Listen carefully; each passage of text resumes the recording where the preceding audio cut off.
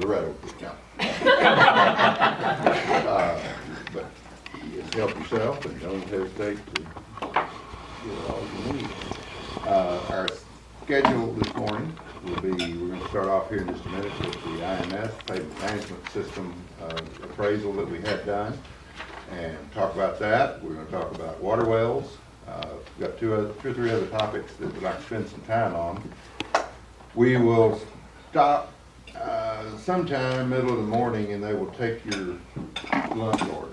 And we're going to go back to the treaty room for lunch. Is that right, Tim? Around 11:45 or noon. And we'll try to get out of here around 2:30 or just whatever time move to leave at. The course is closed. The course is closed. We would sit here all day. It's all right. But it's a pretty day. People might like to get out and get home. But we're going to talk about really whatever y'all want to talk about. Telling Eddie earlier today, if it turns out to be a day that is more y'all's topics than our topics, and y'all talk more than we do, that's going to be a success for us. We really would like to hear your feedback or your input. So that's what we're interested in. We're not going to have just a whole lot too important to say after, I started to say after Hal gets through, but are you going to have anything important to say? I doubt it. By the way, if you see Hal around, you'll see that he looks at least 3 months younger. I started to say 10 years younger, but at least 3 months younger. That's because he is no longer making the drive from McKinney. Yay.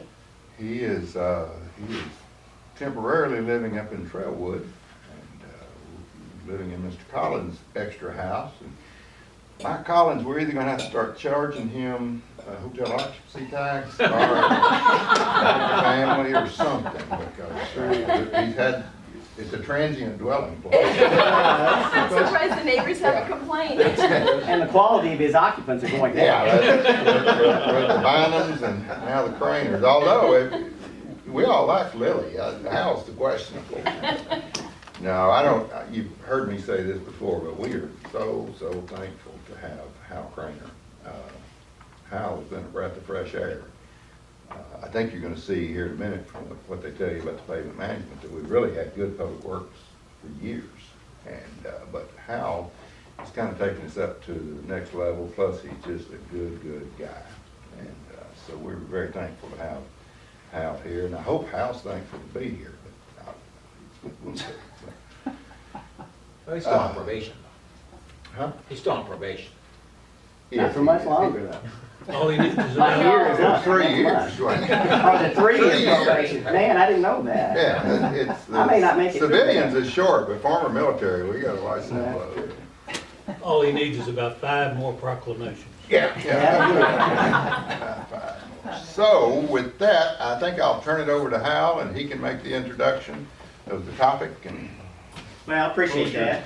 We've been working with IMS, and Zach's here. I think many of you remember Zach when he made his initial presentation when we started this process. Some of you are new, but the whole intent is to actually get a baseline assessment of where our streets are in Euless. And we found some pleasant information. I think it'll be an eye-opener to you in many ways. But it'll also give us something to start from, and hopefully we'll be able to update this about every 5 years to see how we're progressing. So Zach is coming from Arizona, flew in yesterday and will fly back out to this afternoon, but he has been, and his team has been running the data, and he'll go through the process that we've used, show you the results. We're just getting this final report, so that's one of the reasons in your budget document we didn't specify roads this year. We're combining some things where we can look at the total money that we have to spend on concrete and asphalt and how we maintain and do the repairs there. And he'll talk some more about that. But again, this is something, hopefully, that we're just not a one-time shot in the dark. This is a program that will actually help Euless for the years to come to establish a pattern of how we maintain and repair and reconstruct eventually some of our roads. Zach? Perfect. Great introduction. I appreciate it. And I certainly appreciate you having me here. This is a beautiful facility, and I'm with Hal. I'm ready to jump out on the course. We'll jump right into it. So again, Zach Thomason with IMS. We are a dedicated pavement management firm. That is what we do. We assess roads, we evaluate roads, and then we perform analysis on the condition of the roadway. So today we're going to show you the 2014 State of the Roadway Network in Euless. Let's take a quick look at the scale of investment, just so we all understand what we're working with. Euless, roughly 50,000 people, 128 centerline miles of road. So that equates to 23 million square feet of pavement. This is a lot of pavement. Quite frankly, it's a huge asset that you folks maintain here in the city. If you want to break it down into evaluation, it's roughly 1.2 million per mile, or a total valuation of $160 million plus right-of-way assets. So again, this is a large asset that you folks maintain. A quick look at some of the results. And I'm going to get into that a bit later, just a quick sneak peek. Your overall network PCI score is a 77.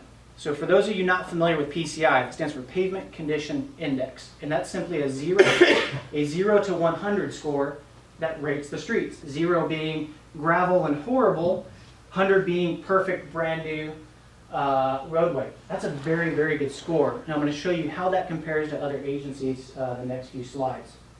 Your backlog sits at 2%.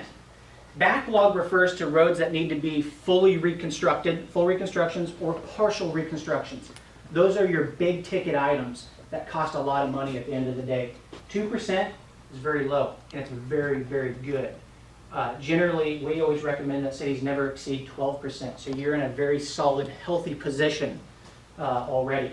At the end of the day, you rate a solid A+. Yes. When you say 1.2 million per mile, is that just an industry standard way of looking at it, or is that kind of a reflection of the condition of our streets? And No, that's simply a valuation of the pavement out there. So if you had to go out and replace all your roads and lay down concrete again, that's simply a valuation of what that's it the would take. replacement cost of work? Correct. Replacement value is how you can interpret that. And one point right there, and correct me if I'm wrong, Zach, but that is curb to curb. That is not the ramps. Correct. That is It's not not ramps, sidewalks. sidewalks, curb and gutter. We are talking So pavements. that is really a pretty low number. Yeah.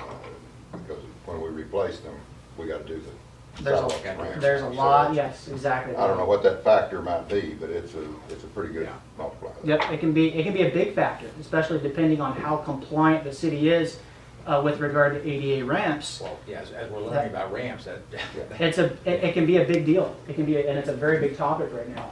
So overall, you rate a solid A+, and I'm going to show you why you rate a solid A+. Let's quickly talk about the concept of pavement management, because it's really a balanced approach of several different ingredients. The first ingredient is city objectives, policies, and budgets. That is set by elected officials and city staff, not IMS. The second ingredient is to understand the current condition of the roadway and to understand what that condition means and where we're going moving forward. That's what IMS does. And then to wrap it all up, we bring into the third ingredient, where we identify the priorities. We analyze the techniques and we develop reporting methodologies to move forward. So it's really a balanced approach of several different ingredients. So why do pavement management? What's the purpose? Pavement management is the process of evaluating and prioritizing pavements in an effort to gain maximum benefit through the use of available funds. So what that really means at the end of the day is it's the process of defining how we get the biggest bang for our buck on our pavements. So what you can see here in the top left-hand side on this graph, in the first 40% of a pavement's life, the quality drops about 15%.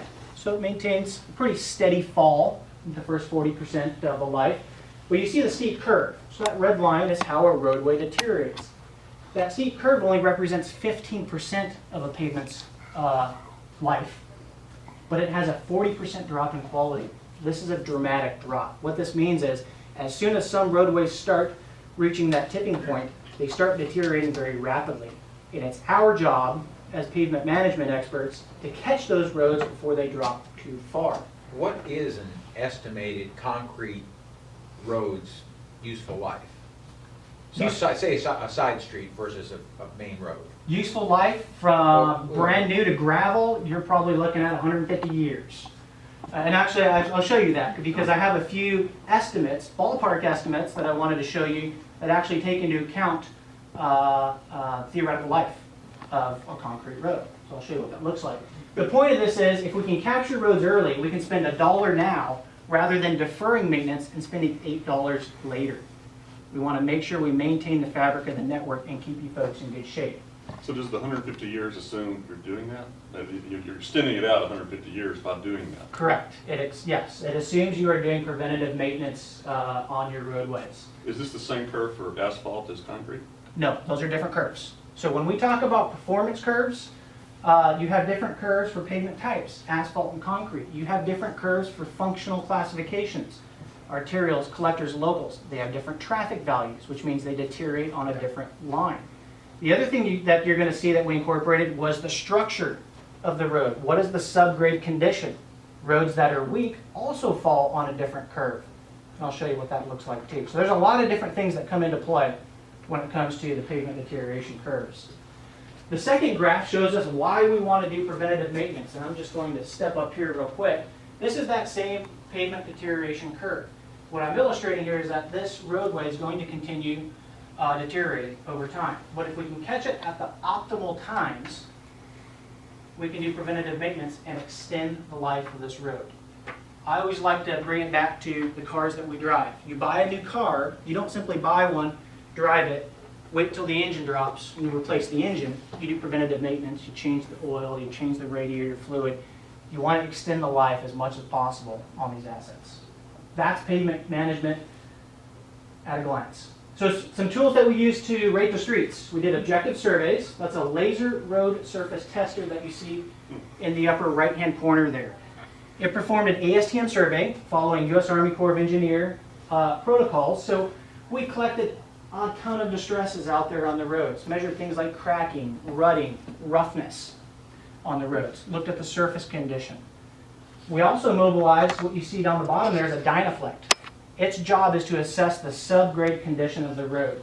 So literally it thumps the road to determine how strong is the subgrade, what's underneath. It might look good on top, but is there mud under?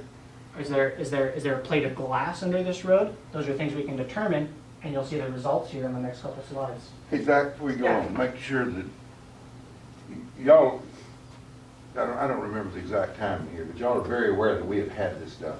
What they're showing you, that equipment right there, that drove our streets. Right. And, Yeah. okay, so this is not something that they can do, it's something Correct. that has. This is something we've done, and I'm going to show you today the Okay. results of what Make we've sure I done, where understand. you stand, what condition you're in, what your subgrade looks like.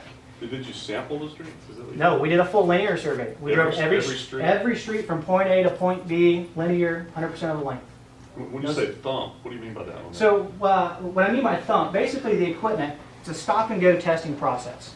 And it raises up on a load wheel and spins a weight that applies a non-destructive load to the pavement. And then there's a series of sensors on the front of this equipment that measures the pavement's response to that thump. And based on the pavement's response, we can tell you how strong this road is. It's called the structural index on a 0 to 100 score. And we can determine right away if this road was built very well or what condition it lies in underneath. That was done on all your arterial and collector We routes. did not do residential. We did not do residentials. Well, I'm gonna stop here just quick. Just clarify. There's two different tests you perform. You did not do the structural or thumping test. On residential. No, The correct. full survey The was laser done on Yes, the the street. surface distress was done network-wide, locals, collectors, arterials. The structural testing was done on the arterial and collector routes. And the 128 centerline miles, that's everything, right? That's everything. Residential. Everything you maintain, absolutely. Yep, you got it. And is the reason we don't do the thumping on the locals, basically, is because you don't have the heavy truck traffic, you don't have, Exactly. Traffic volume. Yeah, exactly. Traffic volumes You are got so it. less, Yeah. and we couldn't afford it. well, yeah. Other Yeah. than that. Generally, 99% of cities do not do deflection testing on their local roads for that reason right there. There's not enough traffic to dictate having structural testing done. Right. Every now and then someone asks us to, but it's not very often, and it's usually small cities that want that. Let's talk real quick about the pavement condition index again. Again, it's a 0 to 100 score, 0 being perfect, or I'm sorry, 0 being gravel, 100 being perfect. What this shows you here, this red line is the typical deterioration, again, of a roadway. And there's certain, what I want to point out is that there's optimal times to perform maintenance on a road depending on its condition. So a few bands that you see here, excellent roads that we've defined between a PCI of 85 and 100. Those are roads that are going to get routine and preventative maintenance, some crack and joint sealing, maybe some localized repairs. We step it down a notch to roads that are considered very good. Those are between a 70 and 85 PCI. These are the ones that are going to get surface treatments on asphalt roads, whether it's a slurry or a microsurface or a chip seal. Concrete roads might get some localized rehab and some crack seal and joint seal type stuff. Those are the good roads. That's the routine maintenance to keep the good part of the, to keep the fabric of the network in good shape. Let's jump down here real quick to the poor roads. These are the roads that fall between a PCI of 25 and 40. These are the ones that require the heavier treatments, the higher cost treatments. So the thick overlays for your asphalt roads or the extensive panel replacements for your concrete roads. And you'll see what those look like, I believe, right here on the next slide. So I'm going to show you exactly what a very poor and poor road looks like. Now the funny part, we thought this was a little humorous. You folks don't have any very poor roads. None. Zero. And we always show images of your own roads in a very poor condition. You don't have any. So I had to pull these from a neighboring city, who shall remain nameless, but rhymes with Weatherford. Great client of ours, great city, great folks. These are some very poor roads. They are between 0 and 25 on the PCI scale. They are way past any overlay-based rehabilitation on these asphalt roads. They're too far gone. Any money put into them would be dumping it right down the tube. These are full reconstruction projects, and that's what they look like. Oftentimes, rehabs are driven by citizen complaints. And when PCI gets really low, we at that point have to look at safety and drivability of the roads as well. Good news is you don't have any. So let's talk about roads from poor to marginal. This is a big swath, so I've jumped through a few terms here. These range anywhere from a 25 PCI up to a 50 PCI. A couple examples here: Acorn Drive. We've got some longitudinal cracking on this road. Sagebrush Trail. We have some alligator cracking, some patching, some extensive issues in that particular area on that segment. These are roads in this scale that have localized base failures, subgrade failures. They have extensive rutting at intersections, they have a lot of cracking, and they have a lot of patching. So these are the roads that literally are very tired. They need the thick, or they need the heavyweight rehab treatments, which are the thick overlays on the asphalt roads or the extensive panel replacements on the concrete roads. These are also a high priority. So we're going to talk about cost of deferment in a few of these slides too. These are high priority because these roads, especially Sagebrush Trail here, is getting ready to fall into a more expensive treatment category, meaning a partial reconstruction or a full reconstruction. If we can capture it now, we save a lot of money moving forward rather than deferring it and paying that $8 versus that $1 that I had showed you at the beginning. Let me insert something, Zach. Yeah. One of the things that we have to also consider as a staff is our bang for our buck and the traffic volume on these roads. Exactly. Yeah. You know, if I have a road that is failed like that first one and it runs out into the woods and nobody lives on it, that's probably not going to be repaired, or not very extensively anyway. So that falls into our decision-making process as well. Absolutely. But Good point. in this situation, though, Sagebrush a year ago was no big deal, but now there's going to be a lot of bus traffic coming out of the HEB Transit Center. And all that has to be considered. Okay. So let's take a look at the next step. So let's look at the fair roads on a PCI score of 50 to 60. These are roads, Wild Oak Lane on the asphalt side, Bear Creek Parkway on the concrete. They have progressive cracking. They have a few base failures, not many. They have localized distresses. So these roads on the asphalt side, it's optimum timing for a thin overlay. On the concrete side, it's optimal timing for a slight to moderate panel replacement on that side. Again, there's huge benefits in selecting these streets because we deem them critical, meaning they're getting ready to drop into a more extensive treatment category. We can save a lot of money moving forward if we capture them now and increase the life of the road.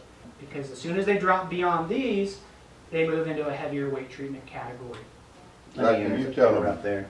Go ahead. Describe what a panel replacement is. for the I was gonna do that. Go for it. Yeah. This, between what we've got here on Bear Creek and on some of these major concrete roads where you see these panels that are tilting a little, we've got a structural problem.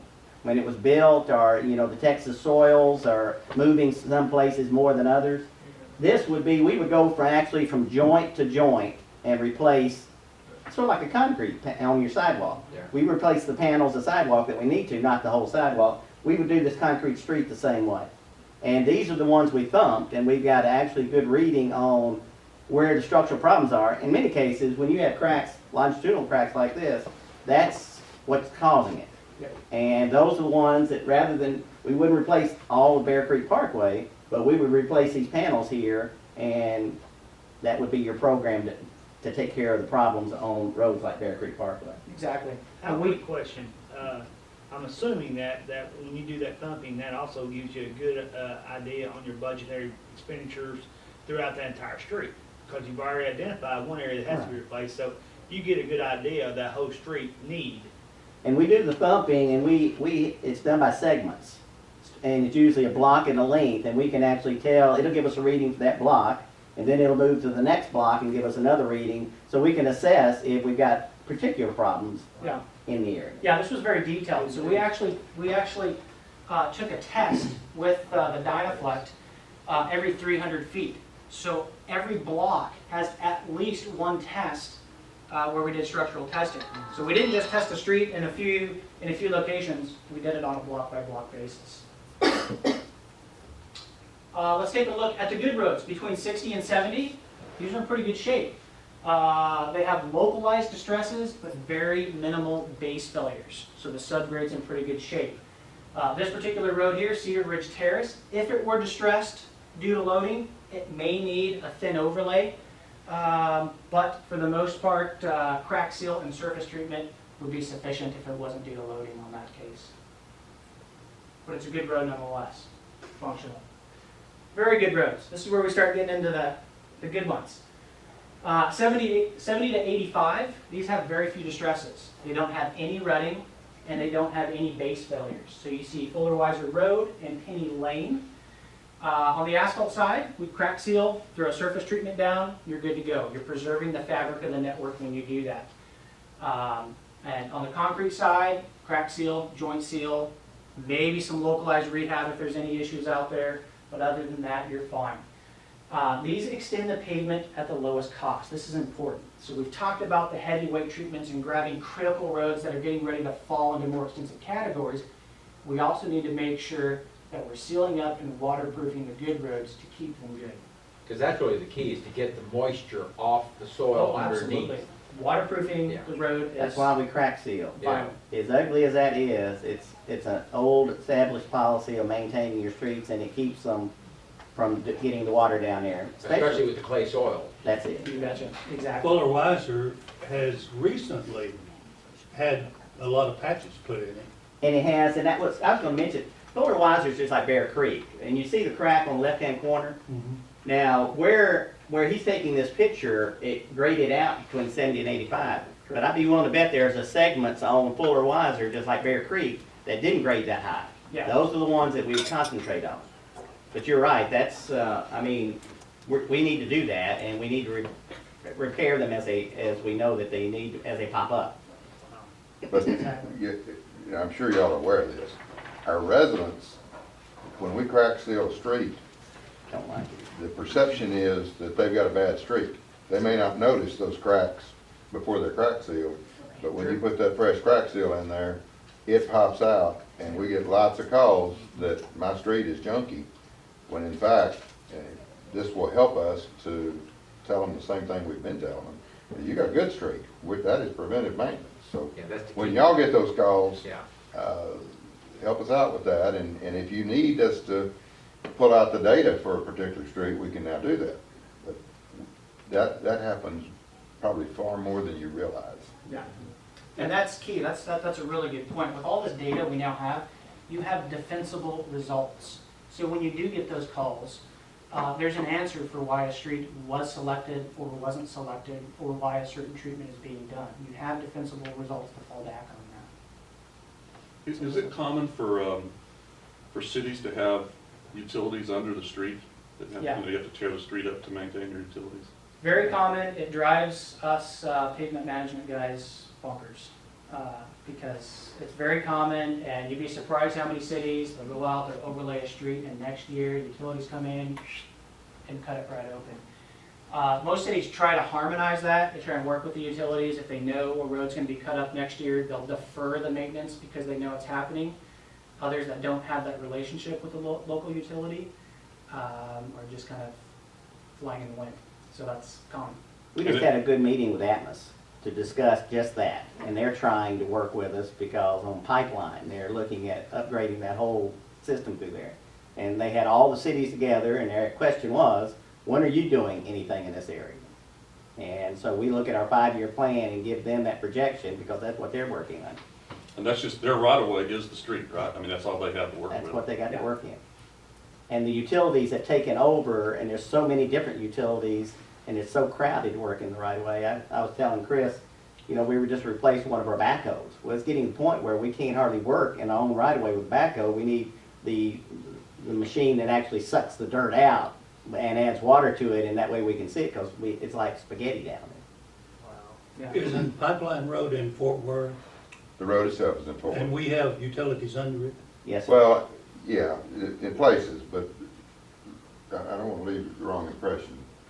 Not all of our utilities are under the road. Right. A lot of them are back a curve, but there are a lot under the roads, as well as Atmos, SBC, or not SBC anymore, AT&T, power company. What we call the right of way is really more than the drive surface. Yeah. Yeah. It extends out past the curves on both sides. But that's where your utilities are. Most of that gas pipeline is actually off the roadway. Great question. Let's take a look at the excellent roads. These are between 85 and 100. And you're going to see it. You guys have a lot of these particular roads. Canterbury Street, Signet Drive. These are like new condition. Very few minor distresses, very smooth ride. So when you drive down, the suspension on your car isn't jumping too much. They have very good drainage as well. These roads should provide 5 to 10 years prior to first rehab with routine maintenance, assuming routine maintenance is being done. Sealing up those joints, sealing up the cracks, waterproofing the road. Let's take a look at functional class real quick. I wanted to point this out. So on the functional classification side, 62% of Euless's roads are residential. I wanted to mention this because generally we see on average that a city such as Euless will have between 60 and 70% residential roads. So you're on the low end of how many residential roads you have. That's not bad, it's not good, it's kind of indifferent, but it's an observation that tells us you have more arterials and collectors than the average city. Arterials and collectors are wider, they receive more traffic, they need more maintenance as well, so it's just something to note. All right, let's take a look at the PCI results and jump right into that. This is what we call a PCI distribution curve. You can see down here at the bottom, it starts with 0, bad, 100, good. Euless is skewed to the right, which is a good thing. You are in very good shape. The majority of your network lies right here. This blue line that I put in is the typical distribution that we see for the average city. A few things I want to point out right here. The typical city's excellent roads end about here, roughly 15%. You folks, as you'll see on the next slide, you're at 39% of your network is in excellent condition. That's fantastic. On the flip side, you'll see down here in this tail, when we start talking about backlog, total reconstructions, partials, you hardly have any. Again, that's fantastic. Let's look at some descriptive terms so we can get an idea of what all this means. So PCI distribution curve, again, I've added some descriptive terms. Good, very good, excellent. You're at 39%, fantastic. You have a good chunk of roads that are in your good, very good, and excellent. Again, pretty good. Backlog is at 2%. That is one of the lowest we've ever seen. And we do a lot of work. We have hundreds of clients across the U.S., and we do about 40 to 50 of these assignments every year on an annual basis. And you'll see how you rank to other cities, and you're up there. just one comment, Gary, this is the point you're trying to make to us that our public works department was in better shape than we thought. Is that what you're? Yeah, I think this is A good you know, example. sometimes we have the tendency to think, well, years ago, those guys weren't as good as we are now. Well, the fact of the matter is, there has been good public work service, not to take away from Hal now, but there's been good public work service for years, and we have made good investment for years. Mr. Porterfield pointed out Thursday night what a good job that the city had done for many years of protecting and improving and maintaining our infrastructure, and this is what you see right here. And but also, there's 2 public works employees that are additional public works employees funded this year. In order to keep that, I mean, you just think about all the good news of the streets that are being built right now, the homes that are being built, that's more roads for them to maintain. And that's gone on actually for several years. So it will continue to cost more, but we gotta stay where we are now. We cannot let that fall. And the way we do it is actually, the crack sealing is critical. What you hear about the most is the overlays, but the crack sealing is critical to keeping those roads good. So it's, whether it's Ron Young or Randy Byers, or to go back to the old days, Jack Bullard, those guys have done a good job for years of maintaining these roads, even without all this data. They did it by the seat of their britches, but there was a good job done.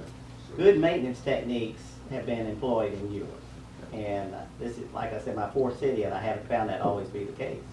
And you're right, it's a tribute to the maintenance staff that you've had. They've done what they should have done to maintain what you've given them, and they've done a good job. And that's why we're sitting where we are now. It had nothing to do with what I've done. Yeah, but this is, but just to piggyback on that statement, this is gonna give you a better capability of identifying where you really actually need to drive your budgetary funds. And actually, instead of just saying, hey, that's in our 5-year schedule to replace that road, we're just gonna do it.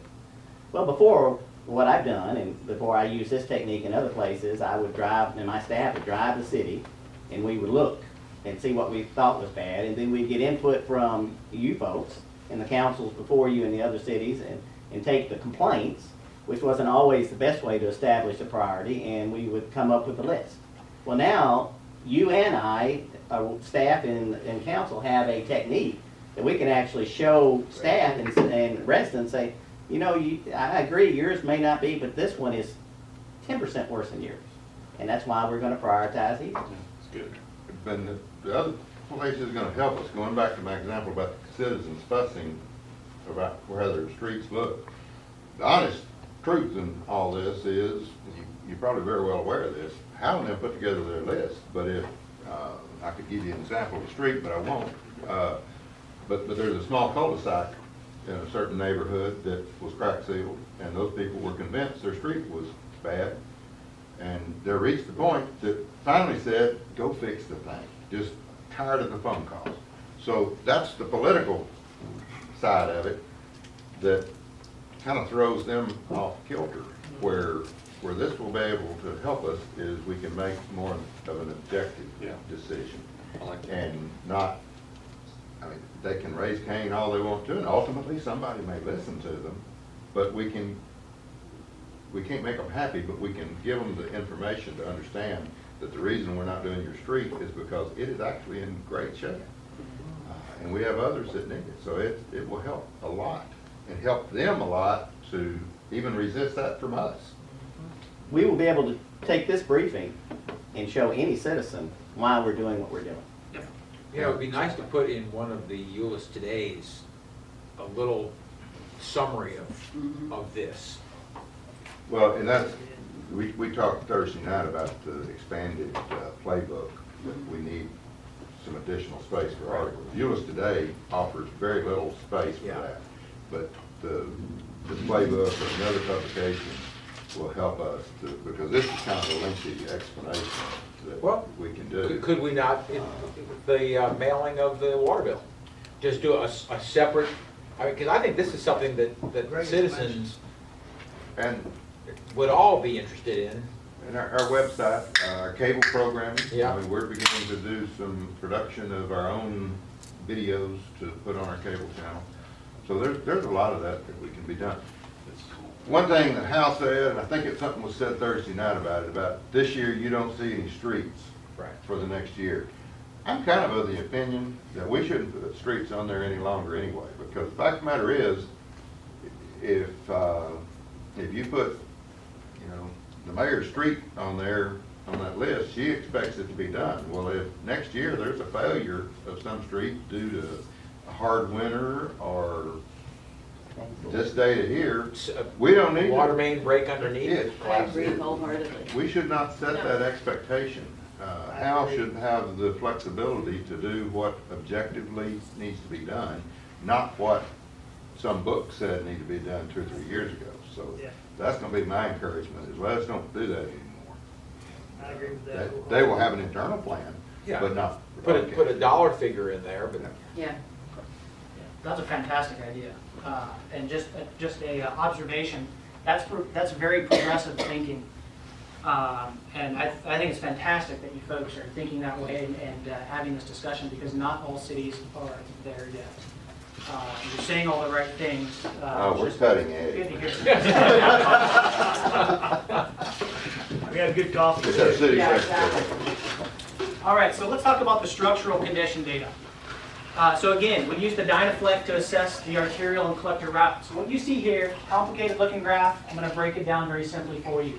Every red dot on this graph is an arterial and collector segment of road, so a block of road somewhere in the city. This black line is a structural performance curve that we put on there. What this tells us is any roadway that falls above this black line is structurally adequate based on the traffic it's receiving. It is built well, it is strong enough to receive the loading from the traffic it gets. The roads that fall below this line are structurally inadequate for the traffic they are receiving. So they're a little bit weak. And weak can mean it needs a heavier treatment on the next go-around. Rather than a slight panel replacement, maybe a moderate or extensive. Rather than a thin overlay, maybe a moderate or thick in that regard. Overall, you're still in pretty good shape, but there are some weak streets out there that we need to start attacking, that we need to start looking at and changing the rehab plan a bit on. These particular streets here, this blue box, highlight streets that are in good condition. They have a really good PCI score, but they fell below the line. They weren't adequate structurally for the traffic they were receiving. The answer's usually pretty simple. Usually means an underweight treatment was put on, meaning maybe the overlay was a little too thin based on the subgrade condition we now know. Maybe there's a rocking panel on that particular street. So there's reasons for it. But we've now identified them so we can use this information in the analysis and attack roadways that are weak and getting ready to drop into those more expensive treatment categories. Those are the streets that would not necessarily be noticeable to the eye of any of us. Correct. That needs to be watched and taken care of before they become something that we can see with our eye. The citizen would not know that this is a problem. No. If you drove these streets, you would have no idea that there's something going on structurally because they look great on top. The only reason we know that is because we perform the structural testing on these roads. That's a great point. So let's take a look at the results. Nice little map there of Euless. You see a lot of green. Green is good. Green is all those excellent roads. Red is bad. Not much red on there. So you have average PCI 77, backlog at 2%. In general, we would suggest a city in this shape, don't go any lower than 75. You're in fantastic shape. And certainly don't go any higher than 12%. That's a maximum backlog. That is a general vague recommendation. I'll get to our recommendations for you folks in the next few slides. But you're in great shape. So let's take a look at the methodology we use. I'm going to run through this really quickly. When we perform the analysis, we have to recognize that funding is not $0, nor is it unlimited. We need to find the balance that maintains the fabric of the network. We know that Euless places a value on its roadway network. We position that as arterials, collectors, locals, based on traffic and the speed of deterioration on the roads. We need to identify an annual budget to maintain the current PCI. You're going to see what that looks like after this slide. We examine the effects of the current funding levels. How's the current funding helping or hurting the streets? We need to prevent deterioration of pavement quality. A couple of notes, and again, it was already mentioned, ADA compliance, sidewalk, curb and gutter is not included in these estimates I'm about to show you. There's no cost for inflation. And then I also want to hit home on that pavement management is priority based. It is not worst first. We are not going out and attacking the worst streets and moving up the list from there. We are prioritizing. We are building intelligence into the analysis based on Euless priorities. So let's take a look at some funding estimates. There's a couple different ways to do funding estimates. I'm going to show you the simple ones and then show you how we actually built our analysis. The simple one talks about network life cycle analysis. So you asked about the life of a road. This is very simple. Based on the pavement type, the value of the pavement, and an estimated lifespan, so the concrete road here, we actually used 100 years, it gives us a budget of $1.8 million. Now we know that's high, but it gives us a starting point so we can calibrate the analysis. In addition, it's not completely accurate because it doesn't take into account condition. So let's take it one step further. Now we do a quick budget based on the average condition of each pavement type and the average rehab strategy applied to that. This shows us an annual budget of roughly $830,000 annually. We're starting to get closer, but we're not quite there yet. Now what we do is we fine tune it. We take a look at the total, the city's total deficit, meaning if we had to go out and fix everything, what would that number be? Your total deficit is $13 million. So if someone had a blank check and you needed to fix all the roads, that's the number you need. Based on that, and based on the prioritization, we were able to establish a baseline need for steady state of $962,000. Now I want to explain this here real quick too. We've stated that Euless' steady state analysis is between $800,000 and $1 million. And there's a reason there's a range there. $800,000 will maintain the PCI score of the city of Euless streets. However, the backlog, full reconstruction, partial reconstruction, starts to creep up. You folks are in great shape, but at $800,000, that's going to start to fluctuate. So you'll be able to maintain your overall average, but the roads are going to distribute differently. So you're going to start seeing backlog creep up in that. At $1 million, we increase PCI a few points, but we maintain backlog. We keep it where it's at. We keep the network healthy. And again, no curb and gutter and ADA in those estimates there. I'm going to review this real quick. This is a very complicated looking graph that simply illustrates how we prioritized rehab activities throughout the city.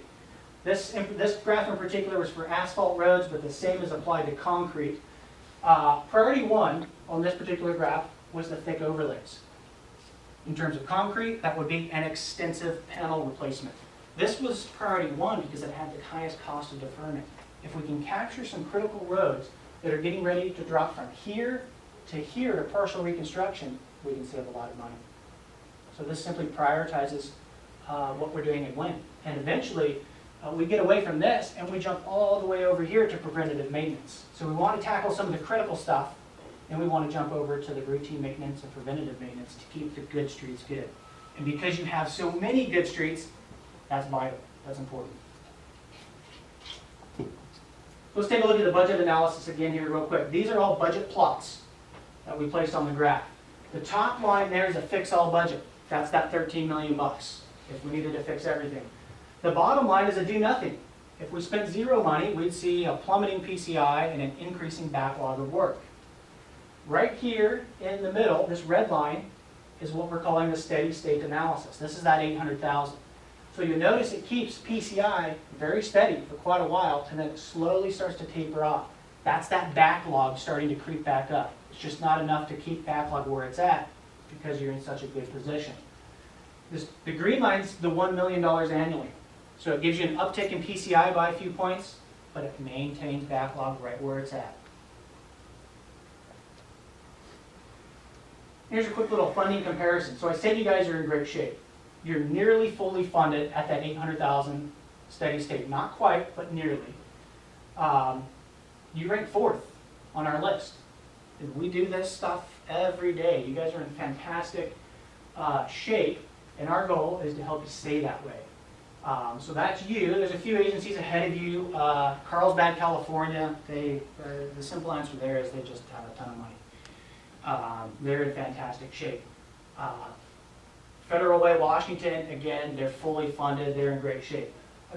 And it's worth noting too, you didn't hear it from me, but you're a few notches ahead of Keller. Keller's a great city. They've always been in great shape. You're ahead of them. Your backlog's a lot lower. Where's Beverly Hills on that road? Beverly Hills, I don't think Beverly Hills is on here because that was updated, but we just did Beverly Hills. And the reason Hal mentioned that is we discussed it. They're in amazing shape. Their network PCI is at like an 84, but they have more money than they know what to do with. That's not always the case.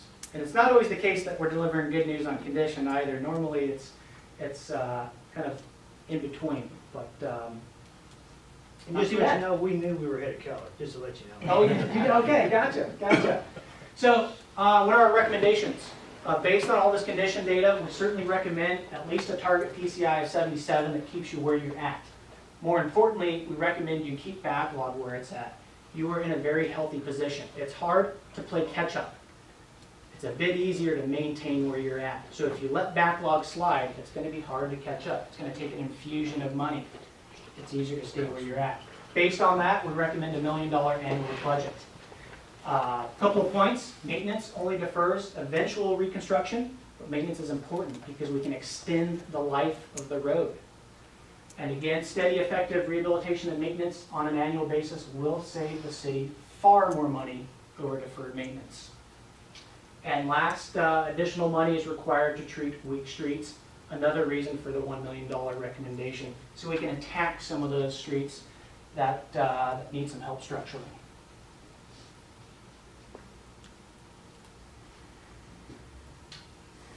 And that's it.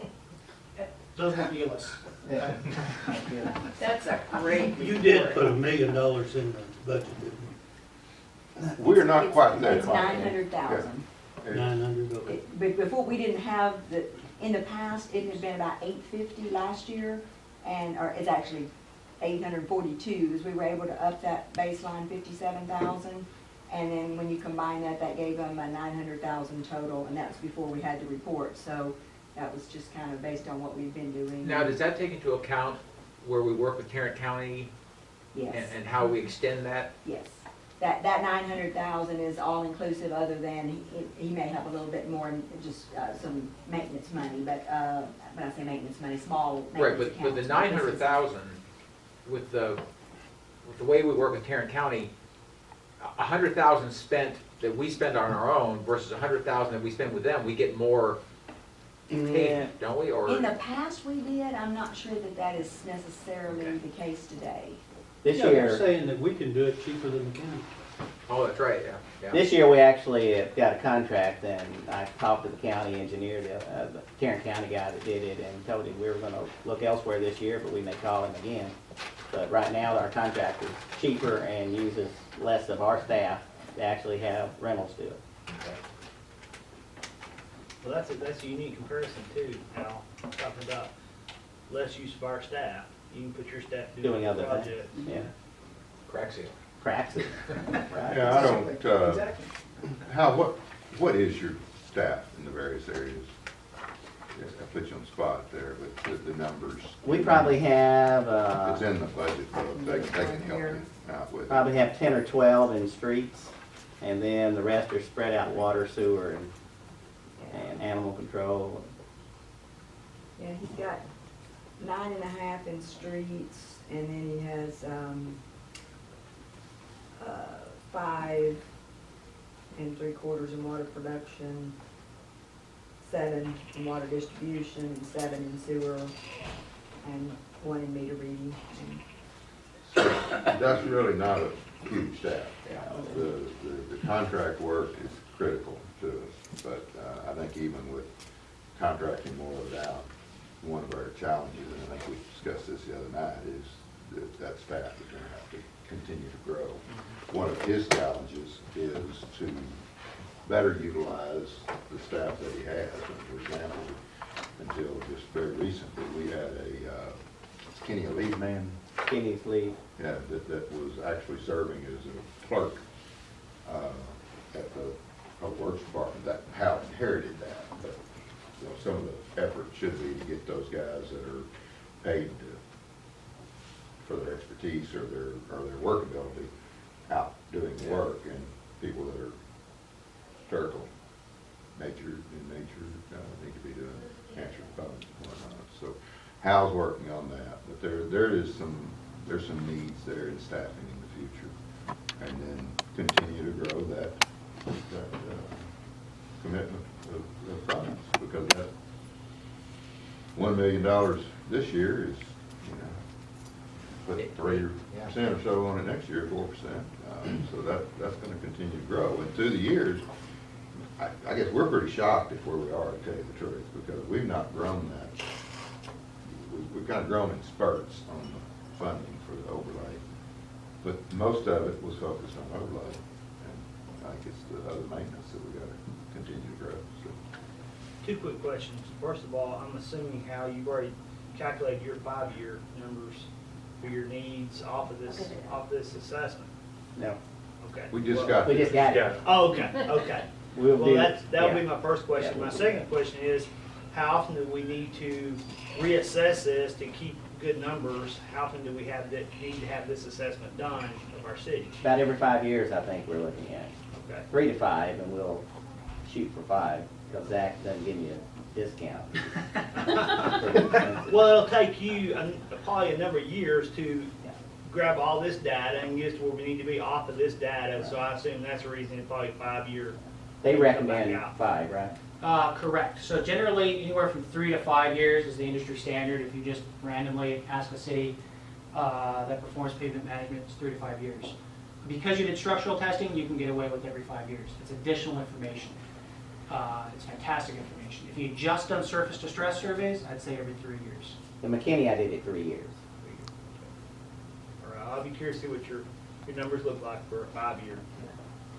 On an annual basis, that's not much. What do we pay for that? Just 50? No, And total project, I 70, think it was 75, 80. 75. So Yeah. you break that out over 5 years, or Yeah. 3 years either one, it's really not that not much, a whole lot. Yeah. an annual cost, What you particularly say. for what we got. Yeah. And so I think I'm really pleased that Hal brought this to us, and we're pleased with where we've seen this to this point, which is new. We're pleased with what we got. Zach, what's our percentages on kind of asphalt compared to concrete? Are we 35% asphalt? You know what, or- I don't have the pavement type spread on me, but you're far more concrete, obviously, than you are asphalt. That's one of your concrete network is why you're in such good shape as well. Your concrete network is in fantastic condition.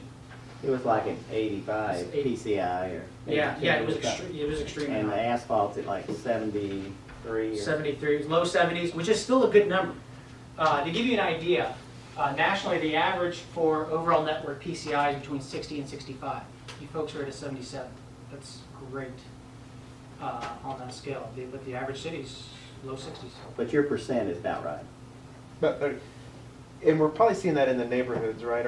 Our local streets are probably the asphalt, whereas our main arteries and collectors are concrete. Well, of course, most of our new streets are being put in all as concrete. All your residentials on your new neighborhoods are concrete.